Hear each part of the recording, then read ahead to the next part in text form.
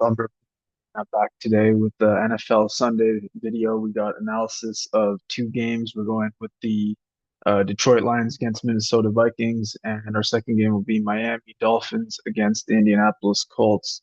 So today we'll actually go with just technical analysis, and we won't be using ChatGPT. But basically today, with the first game between Minnesota and Detroit, this is going to be a really close game. The lineup is set at, I believe, minus 1.5 in favor of Minnesota, plus 1.5 to Detroit. You might be able to find plus 2.5 at some books. And the over-under is set at 50.5 points. And let's get straight to it. So going with the first game. Um, we know that Minnesota is undefeated. They're an undefeated team. This is a home game for them. They're 5-0. They're coming off of a win against the New York Jets 23-17. And Detroit is coming off of a blowout win against Dallas Cowboys. So that was a huge win for them. And Jared Goff is looking extremely strong in his last game and in the last previous games before that, throwing like a lot of yards. And Sam Darnold, he hasn't been putting up too many yards, so I wouldn't give him as much credit as I'm giving Jared Goff. I'd say it's more of his run play, and his receivers are doing a lot too. But that Minnesota defense has been looking stronger than they normally are. And with that injury to the Detroit defensive end, Aiden Hutchinson, this is going to be a huge setback for Detroit. On the defensive side, he was getting, season high 7.5 sacks. That's extremely a big thing for Detroit to be not be able to use that in this matchup and target the QB of Sam Darnold. So those are just a few quick stats and points that I wanted to give about this first game. We can get into some more deeper analysis now. So, like I said, Vikings strong offense and strong defense, where the Lions do have an injury with Aiden Hutchinson. Um, you know, the Vikings will be fresh thanks to a week 6 bye, and Minnesota is one of two undefeated teams, that's 5-0 against the spread. So with the home field advantage in this game, favoring the Vikings and the wide receiver, his name Justin Jefferson's, he has a big playing potential because Hutchinson is not going to be on the field. Um, I think that the Vikings could definitely be a huge threat here. They've allowed 17 points or less in four of their games. Of their five undefeated wins, they've forced 18 turnovers per game. So this is a strong Minnesota team, but we have to consider both sides. Um, and we have to consider that the Lions have been looking extremely strong lately. So if we go to some more facts, the Lions have won each of their last 11 games against opponents that are on a winning streak. The Vikings have lost each of their last three games as home favorites against NFC opponents. But this season is, different. Like I said, they're undefeated. And the Lions have covered the spread in each of their last eight games as underdogs against the NFC North opponents, where the Vikings have failed to cover the spread. So, where was I? Yes. Um, the Vikings have, yeah, failed to cover their spread in, each of their last five home games against these NFC North opponents, but the Lions have won their first quarter in their last four week 7 games as underdogs against NFC opponents. Of course, these might be old stats, but if we look at the Minnesota Vikings player prop facts, Sam Darnold's recorded 250 plus passing yards in three of his last four appearances against NFC North opponents. 250 isn't that great of a number. If we look at David Montgomery on the Lions, he scored the first touchdown in four of the Lions' last five Super Sunday regular season road games, and he scored at least one touchdown in each of the Lions' last eight regular season games. Jared Goff has recorded 260 plus passing yards in each of the Lions' last 8 games following a win. And David Montgomery has recorded 12 plus receiving yards in each of his last 7 Sunday appearances with his team as a road underdog. So I'm getting these stats straight from the internet. But if we look at this without just, reading this analysis from the internet with these facts, I think Minnesota is coming into this matchup, yes, with this perfect record, like I've said before.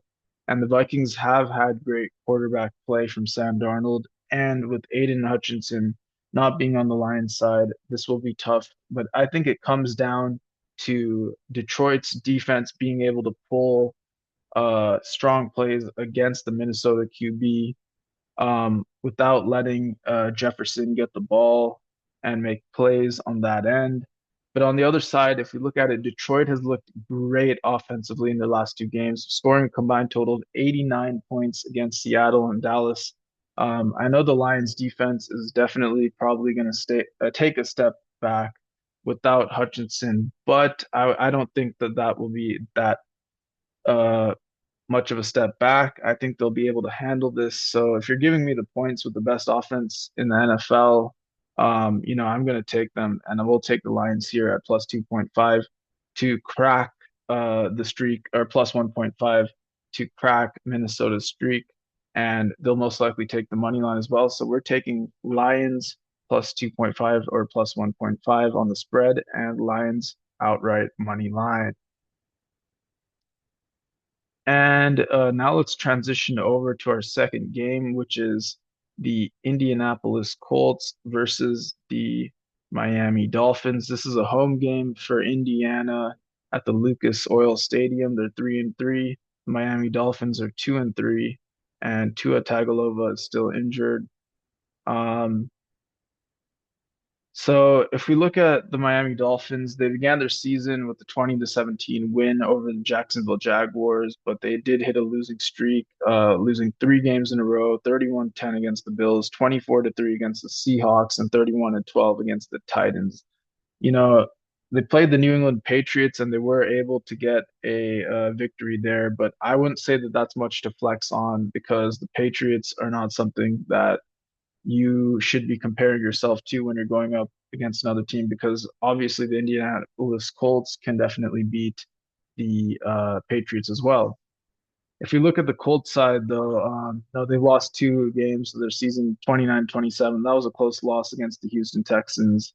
And they did lose 10-16 against the Packers. They went on to beat the Bears and the Steelers before a loss to the Jaguars, but that was a close loss at 37-34. And they were able to get back into the win section last Sunday against the Titans. The Colts, if we look at their stats, they put 10 unanswered points in the final quarter, ended up winning that game 20-17. It was a close game, as most games have been for the Colts this season. Um, Joe Flacco had 189 yards, 2 touchdowns, and an interception. Josh Downs had 7 grabs for 66 yards and a touchdown.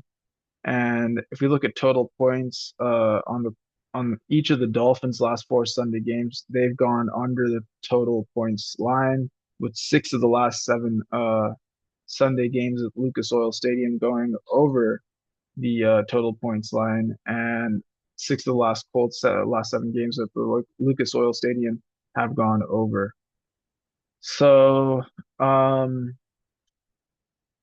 let me just check what the total over under points is for this matchup.